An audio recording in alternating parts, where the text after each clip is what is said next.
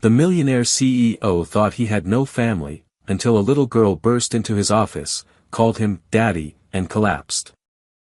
Andrew Collins always believed his discipline was what set him apart from other men. From the time he was a boy growing up in a cramped two-room house with parents who never quite managed to stop fighting, he had learned to keep his feelings under lock and key.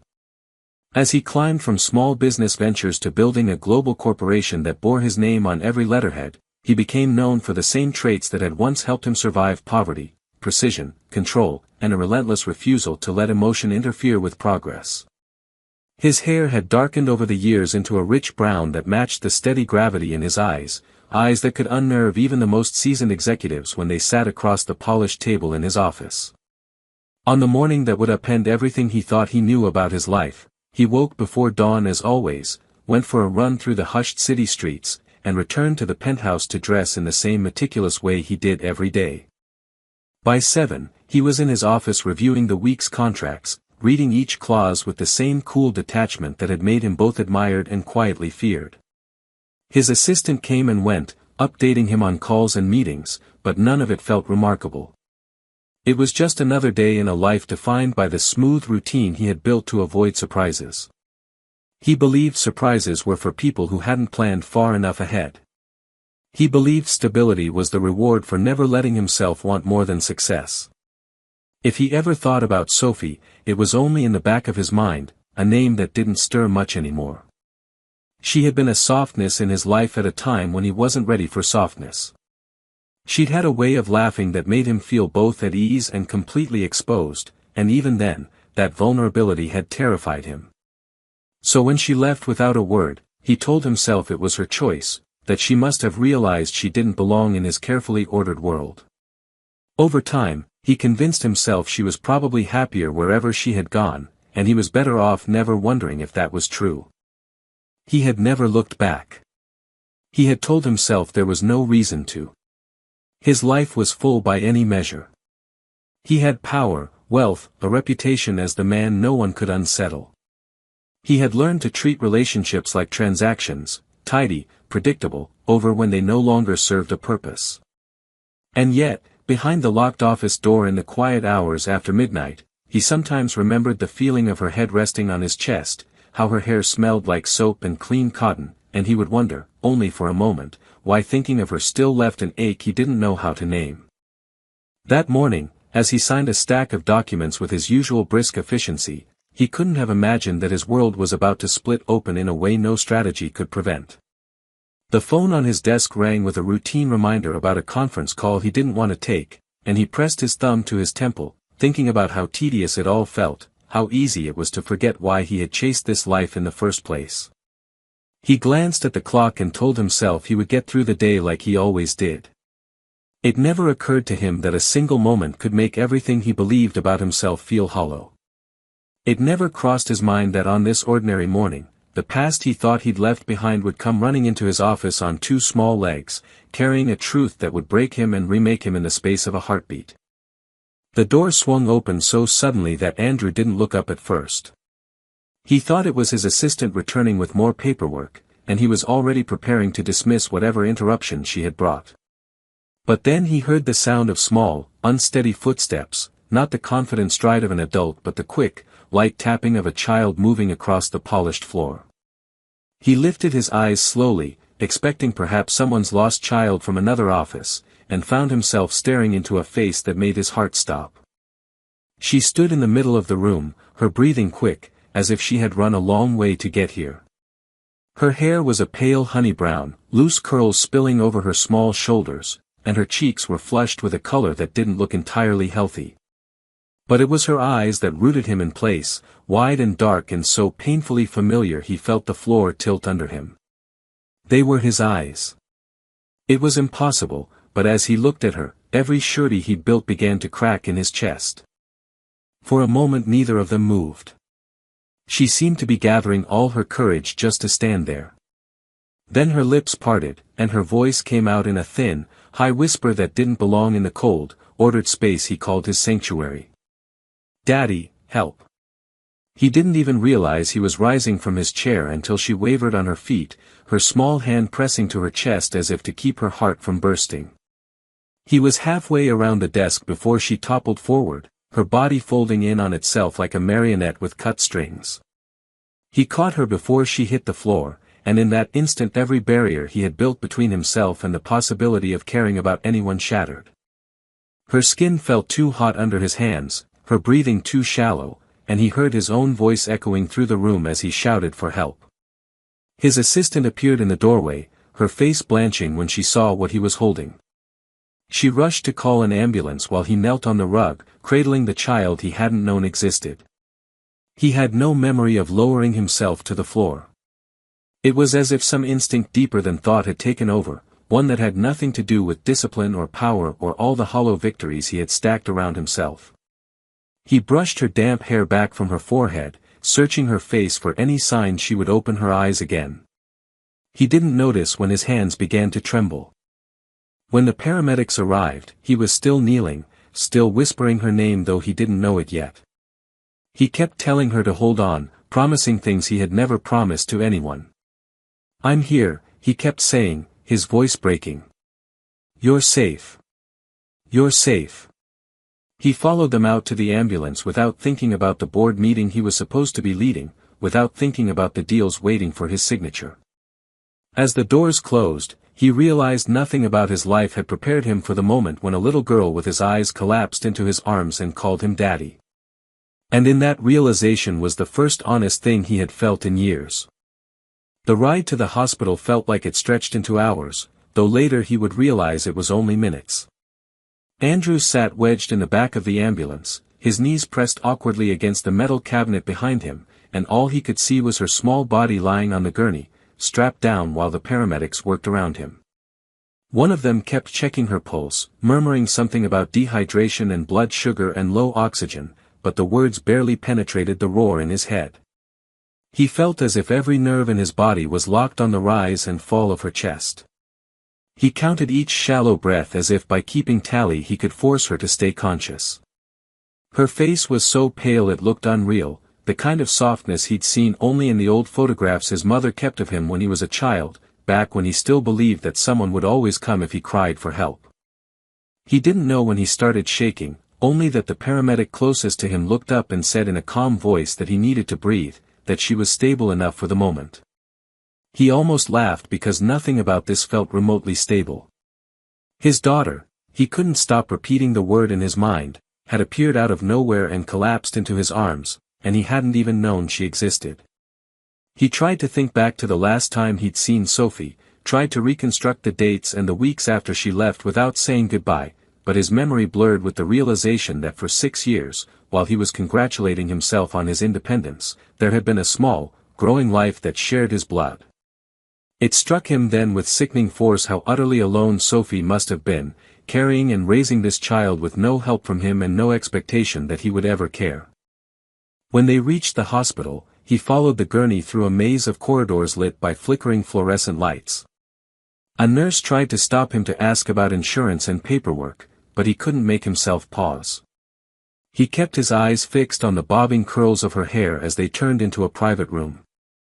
He stayed out of the way while the team checked her vitals, started fluids, and attached monitors that beeped in steady rhythms that somehow calmed and terrified him at the same time. Finally, when they had settled her under a thin white blanket and confirmed she was resting, someone turned to him and asked if he was her father. He opened his mouth to say no, out of habit, out of reflex, but then he heard himself say yes in a voice he barely recognized as his own. When they let him stay by her bedside, he sat down in the stiff plastic chair and took her hand carefully in both of his. He watched the way her small fingers curled slightly in her sleep, as if even unconscious she was still reaching for something to hold on to. A memory broke loose from the part of him he had buried, the image of Sophie sitting on the edge of his bed the night before she left, her hands resting protectively over her stomach. He hadn't understood then why she looked so scared and so resolute. He remembered dismissing it as a moment of weakness, another sign that she wasn't built for his world. The shame of that thought burned through him now. He had no idea how long he sat there, his thumb brushing over her knuckles as if touch alone could undo 6 years of absence. Nurses came and went, checking monitors and scribbling notes. At some point, The door opened again and Sophie stepped inside. She looked thinner than he remembered, her face drawn tight with worry and exhaustion. But when she met his eyes, there was no accusation there, only the kind of quiet sadness that came from living too long without hope.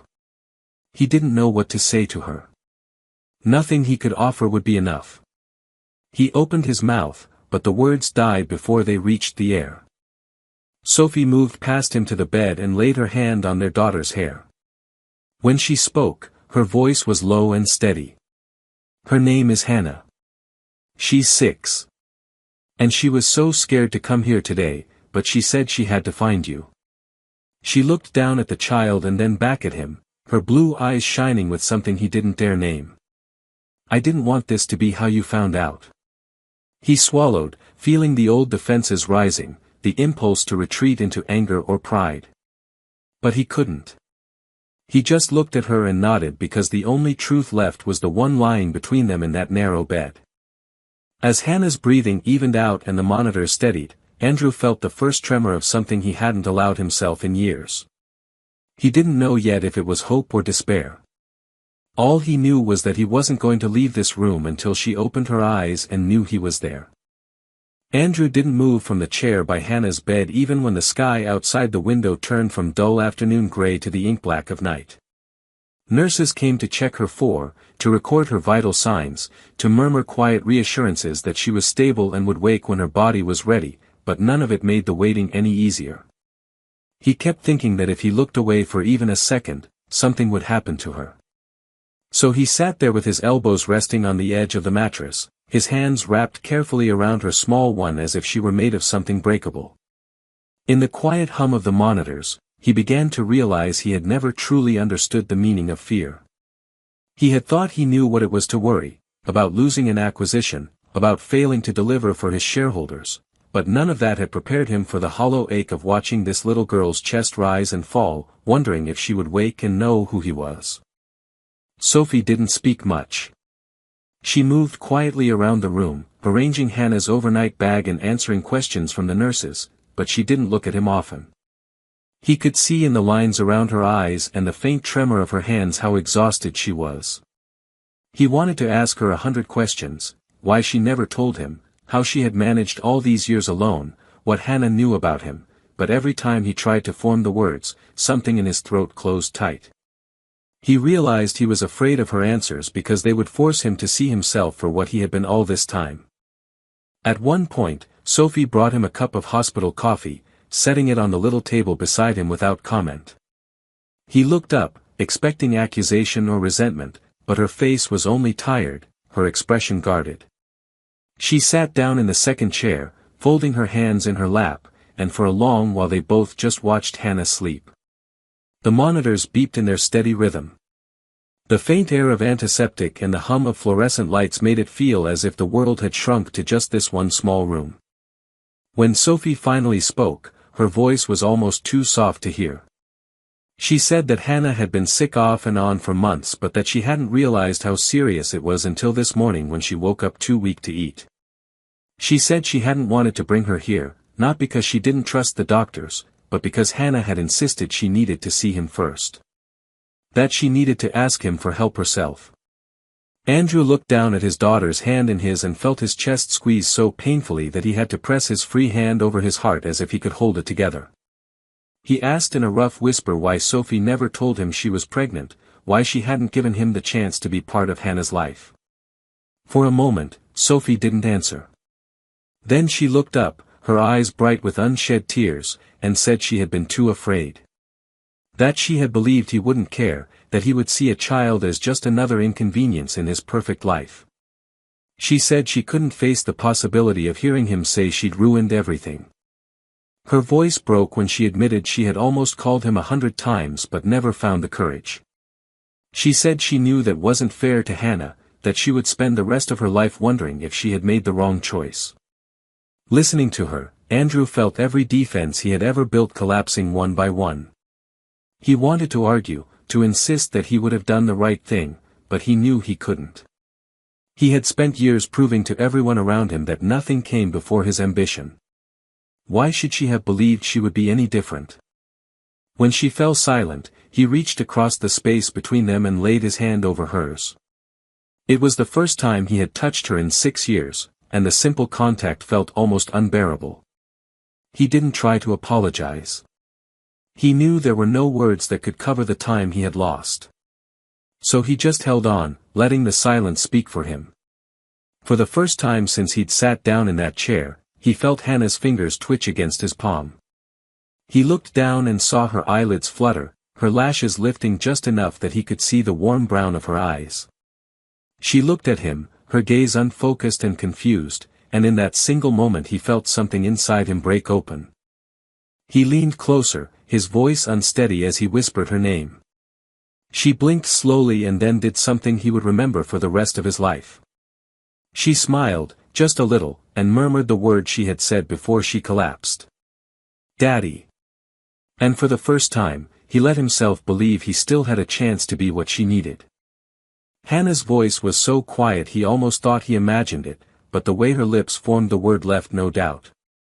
She had called him Daddy as though she had known him all along, as if he were already something steady in her life instead of the stranger who had just learned she existed. The sound cut through him with an ache so deep it felt like it might split him open. He had spent so many years convincing himself he was content with what he had built, that he didn't need the complications of family, yet one whisper from this little girl had reduced all his careful detachment to nothing. He brushed her hair gently away from her cheek, fighting the rawness in his throat as she watched him with wide, exhausted eyes. She didn't look afraid. She didn't even look surprised to see him there. It was almost worse than if she had turned away, because it made him realize how much she must have hoped he would come for her. Sophie moved closer to the bed, her expression taut with relief and something more complicated. He knew she was watching to see whether he would retreat now that the crisis was passing. He couldn't blame her for doubting him. He had given her every reason to think he would always choose his own comfort over anything that might make him vulnerable. He kept his attention on Hannah, smoothing his thumb over the back of her small hand, and tried to find the words he should have spoken years ago. He told her he was there now, that he wouldn't leave, that he was so sorry he hadn't come sooner. She blinked slowly, her lashes sticking together from the fever, and for a moment he thought she would drift back to sleep without answering. But then her fingers curled around his thumb, her grip surprisingly strong, and she nodded just enough to let him know she understood. When the nurse came in to check her vitals again, Hannah didn't release his hand. He sat there while the machines beeped and the nurse made quiet notes, feeling the rise and fall of her breaths like proof that something in his life still had time to be made right. He didn't know how long he sat like that, but eventually the nurse said Hannah needed rest and that visiting hours were over. He waited for Sophie to argue, but she only looked at him carefully as if gauging whether he would disappear as soon as he was asked to leave. He stood and leaned close to the bed, whispering that he would come back first thing in the morning. She didn't answer, but her eyes followed him until he stepped out into the hallway. The walk to the waiting room felt longer than any boardroom negotiation he had ever endured. Every step seemed to echo with all the ways he had failed before this moment. When they reached the chairs near the nurse's station, Sophie sank into one with a sigh that sounded like it came from the center of her bones. He sat across from her, not trusting himself to be close, afraid that if he reached for her again he would crumble. They were silent for what felt like hours, the low hospital lighting washing everything in a dull yellow glow. Finally she looked up, and the tired sadness in her face was almost too much to bear. She asked him why he was there now, what had changed to make him care. He wanted to give her a neat answer, something that would prove he had learned from all the mistakes he'd made. But all he could say was that hearing Hannah's voice had undone something in him he hadn't even realized was still alive. For a long moment Sophie didn't reply. Then she nodded as if she understood more than he'd said. Her shoulders slumped a little, as if releasing a burden she had carried alone for too long. She told him quietly that she had never stopped wishing he would show up, even when she hated herself for wanting it. He didn't know how to respond. There were no words for the gratitude and the shame tangled inside him. So he only nodded and folded his hands, feeling how raw his palms were from holding Hannah's so tightly. Later, when she stood and said she needed to go home to shower and rest, he asked if he could stay in the waiting room in case Hannah woke up again. For a moment he thought she might refuse, but she only looked at him with that searching gaze and then said in a tired voice that she wouldn't stop him. As she walked away down the long hall, he realized this was the first small measure of trust she had offered him, and he swore to himself he wouldn't waste it. He sat back in the chair, staring at the closed door of Hannah's room, and let the fear and the hope settle side by side in his chest like two parts of the same new life he didn't yet know how to live. Andrew didn't sleep at all that night. He sat in a stiff vinyl chair outside Hannah's hospital room with a paper cup of cold coffee balanced on his knee, watching the hours crawl by on the clock above the nurse's station. He couldn't remember the last time he had spent a whole night without the buffer of work or distraction to keep his thoughts in check. Every time he closed his eyes, he saw the moment Hannah had looked up at him and whispered "Daddy." It played over and over in his head, so clear and insistent that he felt it down in his chest like something breaking open. He tried to imagine what her life had been like without him, how many nights she had asked about the man in the photos Sophie must have hidden away, how many times she had wondered if he even cared she existed. The thought made something sharp twist in his stomach. He didn't want to imagine Sophie alone all those years, carrying all the questions he hadn't had the courage to ask. He thought of her sitting in some small kitchen, making breakfast for a little girl who had his eyes, teaching her to tie her shoes, reading her bedtime stories after long days of working jobs that probably didn't pay enough. He wondered if she'd ever cried when no one could see. He wondered if she had ever come close to picking up the phone, only to remember how he'd looked at her the last time they spoke, so cold and final it must have felt like a door slammed shut. He had told himself for years that he wasn't the kind of man who could be a father, that he would only ruin a child's life by trying. But watching Hannah sleep, her small face so pale and exhausted, he felt that excuse collapse into something cowardly. It was easier to pretend he didn't have it in him to love anyone than to risk proving he wasn't enough. Sometime after dawn, the nurse came out and told him Hannah was awake. He stood so fast the coffee spilled onto the floor, but he didn't even glance down at the mess.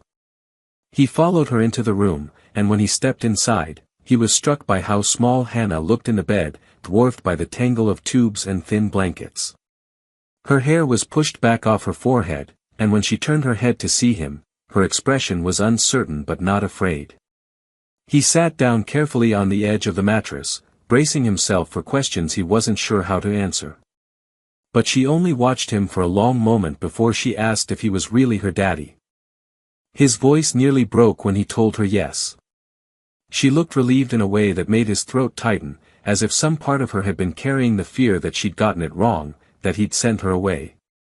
She asked if he was mad she had come to find him, and all he could do was shake his head and tell her no, that he was glad she did. He was more than glad. He was terrified and grateful and ashamed all at once. She didn't say anything else, just nodded as if that settled something she needed to know. While she drifted back to sleep, he stayed beside her, resting one hand lightly over hers. Sophie came in an hour later with a fresh change of clothes and dark circles under her eyes. She hesitated in the doorway, watching them, and for a moment he thought she might tell him to leave. Instead, she sat down on the other side of the bed and started smoothing Hannah's blanket, her hands working methodically as if the motion kept her calm. He wanted to tell her he would do anything to make up for the years he'd missed, but even as he opened his mouth, he knew how hollow that would sound. Instead, he asked if they could talk when she felt ready. She looked at him then, her eyes tired but clear, and nodded without a word. They spent the rest of the morning in silence, with only the beep of monitors and the distant echo of hospital announcements to fill the space. It wasn't comfortable, but it felt more honest than any conversation they'd ever had. And when Hannah finally woke again and reached for both their hands at once, Andrew felt something shift in the quiet. For the first time, he believed it might be possible to start over, not with grand gestures or apologies he couldn't prove, but with small, steady acts that showed her she wasn't alone anymore. Over the next week, Andrew settled into a routine that felt nothing like the ordered life he had spent years perfecting. Every morning he arrived at the hospital just after sunrise, carrying a paper bag of pastries and fresh fruit he wasn't sure Hannah would feel up to eating, but he brought them anyway because it felt like something a father would do. The nurses had stopped questioning why he was there so early and so late. They had begun to greet him with small nods that somehow made him feel less like an intruder.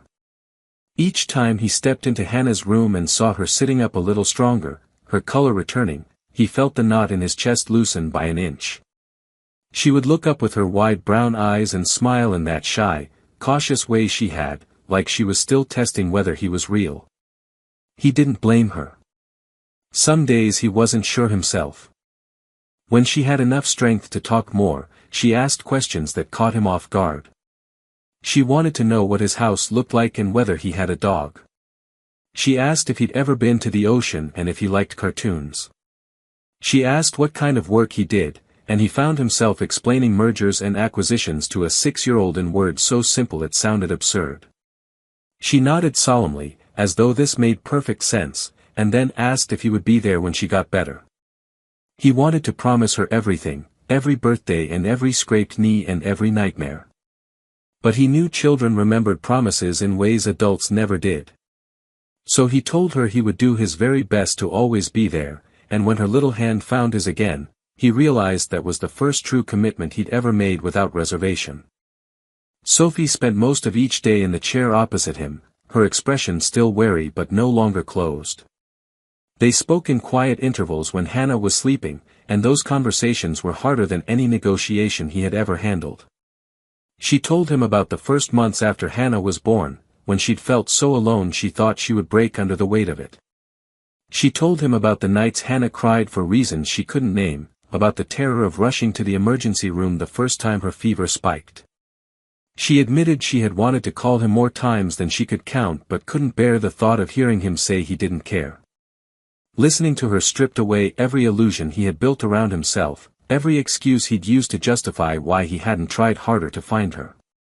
He didn't defend himself because there was no defense left that didn't sound like cowardice. In the evenings, after Sophie left to shower and rest, he stayed to read Hannah stories. She liked fairy tales best, the ones where lost children always found their way home. Sometimes she would fall asleep with her hand curled around 2 of his fingers, and he would stay frozen in place for fear of waking her. Other times, she would ask him in a sleepy voice why he hadn't been there before.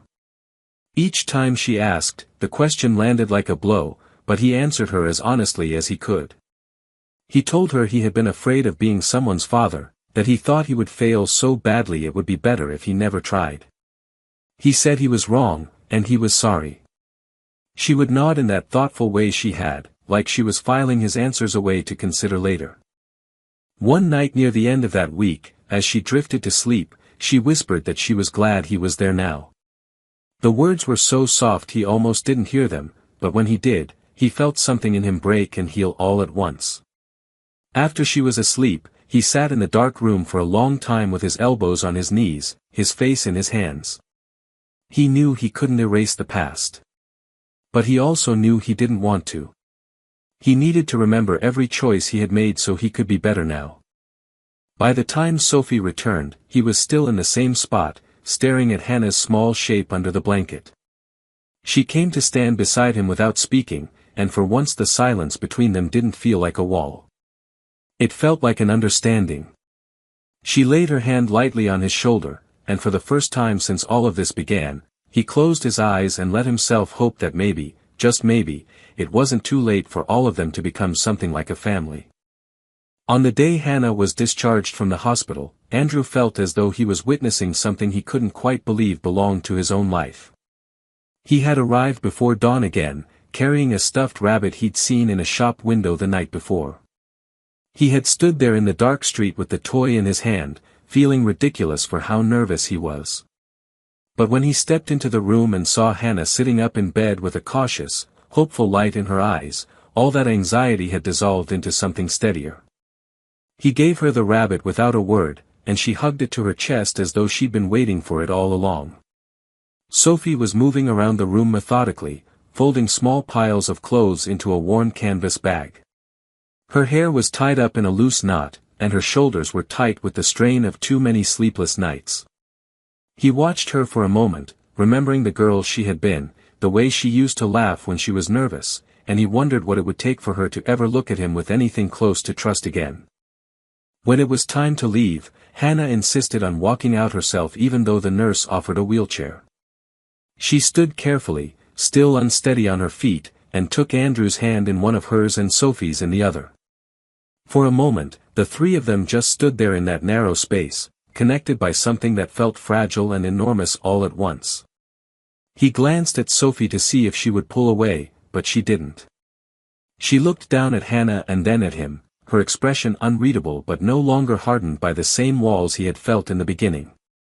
They walked down the hall together, their footsteps muffled against the linoleum, and he thought it was strange that this simple act, just walking out of a hospital, felt like the bravest thing he'd ever done.